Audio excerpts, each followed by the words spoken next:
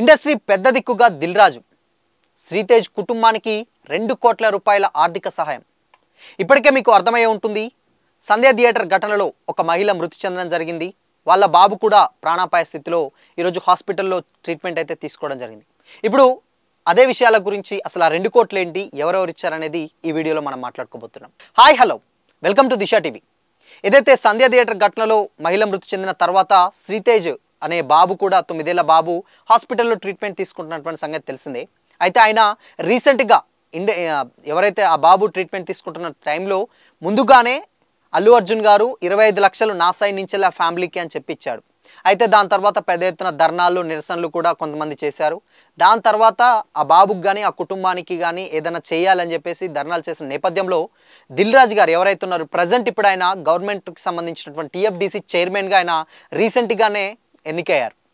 So అయితే అందులో భాగంగానే ఆయన గేమ్ చేంజర్ ప్రమోషన్స్లో భాగంగా యుఎస్కి వెళ్ళాడు. దాని తర్వాత సరాసరి ఫస్ట్ రేవంత్ రెడ్డి గారి దగ్గరికి వెళ్ళి కలవడం జరిగింది సీఎంని. సో ఆయన తర్వాత కలిసిన తర్వాత ఆయన ఆ ఫ్యామిలీకి మేము డెఫినెట్గా చేదోడు వాదోడుగా ఉంటాం, ఇన్ కేస్ చేసినటువంటి లాస్ని అంటే అయినటువంటి లాస్ని అయితే తిరిగి తీసుకురాలేం, బట్ ఫర్దర్గా ముందు ఇంకేం చేయగలుగుతామో ఆ ఫ్యామిలీకి చేస్తామని చెప్పేసి ఆయన మాట్లాడి డైరెక్ట్గా హాస్పిటల్కి రావడం జరిగింది. అయితే హాస్పిటల్కి రాగానే హాస్పిటల్కి వచ్చాక అక్కడ మీడియా ముందు కొన్ని మాటలు చెప్పాడు ఆయన. ఏదైతే శ్రీతేజ్ వాళ్ళ నాన్నగారు ఎవరైతే ఉన్నారో ఆయన ప్రజెంట్ ప్రైవేట్ జాబ్ చేస్తున్నాడు.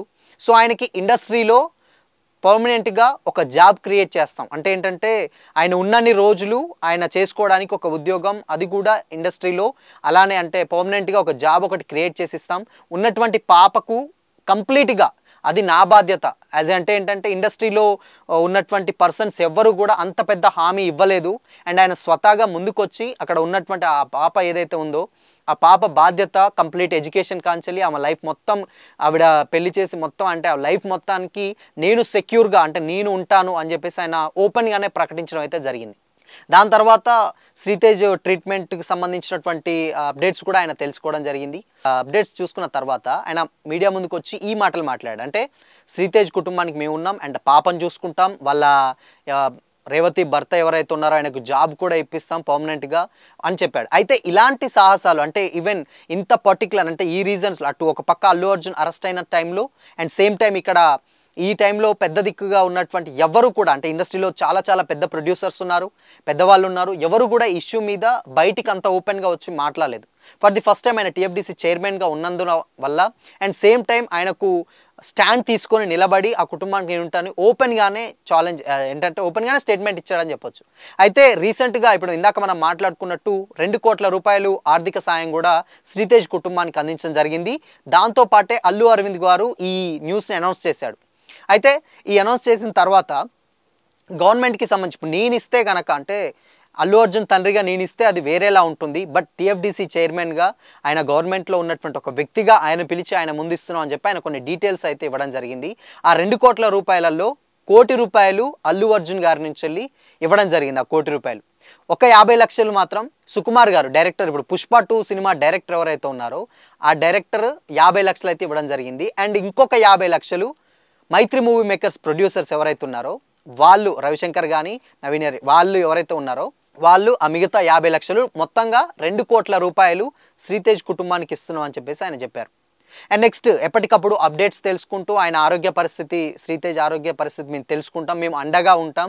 ఇక్కడ నుంచి వెళ్ళి అంటే రేవంత్ రెడ్డి గారితో మాట్లాడిన తర్వాత ఈ ఇష్యూని ఇంతటితో కన్క్లూజ్ చేయాలి అని అనుకుంటున్నామని చెప్పేసి ఆయన కూడా అన్నారు. అంటే ఇది వెళ్తూ ఉన్న కొద్దీ ఏంటంటే ఇండస్ట్రీకి పెద్ద దెబ్బగా మారుతుంది.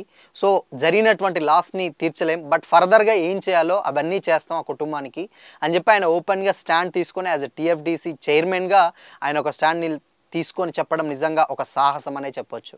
అండ్ ఇన్ కేస్ ఏదైనా జరిగినా కానీ ఇన్ కేస్ ఏమైనా ప్రాబ్లమ్స్ ఉన్నా కానీ కూల్గా వెళ్ళి వాళ్ళతో మాట్లాడి అటు ప్రభుత్వానికి కానీ ఇటు ఇండస్ట్రీకి కానీ ఎలాంటి భేదాభిప్రాయాలు లేకుండా సమన్వయంగా అంటే మ్యూచువల్గా ఎవరికి ప్రాబ్లం లేకుండా ఒక మధ్యవర్తిగా ఉండి ఆ ప్రాబ్లమ్ని సాల్వ్ చేసి ఇంతటితోటి ఈ ఇష్యూని క్లోజ్ చేద్దాం. చట్టంలో అంటే చట్టపరంగా జరుగుతూ ఉంటుంది, బట్ ఇంటర్నల్గా మాట్లాడే మాటలకి ఫుల్ స్టాప్ పెట్టే విధంగా ఈరోజు దిల్ రాజు గారు ఆ మాటలు అయితే చెప్పడం జరిగిందనమాట. సో ఇది మొత్తంగా ఏంటంటే ఆయన ఒక బాధ్యత అయితే గల పదవిలో ఉండి సో ఇది నేను సమన్వయం ప్రభుత్వానికి ఇండస్ట్రీకి మధ్యలో ఎలాంటి భేదాభిప్రాయాలు లేకుండా ఇంతటితో చేస్తున్నాం. బట్ కోర్టు కేసులో ఏదైతే ఉందో ఆ కేసు కోర్టులో జరుగుతుంది. ఆ కోర్టు చట్టం తన పని తాను చేసుకోబోతుంది కాబట్టి దాంట్లో ఇన్వాల్వ్ అవ్వకుండా ఫర్దర్గా ఇంటర్నల్గా ఏది ఉన్నా మేము చూసుకుంటామని అయితే హామీ ఇచ్చి దిల్ రాజు గారు పెద్ద ఓపెన్గానే స్టేట్మెంట్ ఇచ్చి స్టాండ్ తీసుకున్నాడనే చెప్పాలి.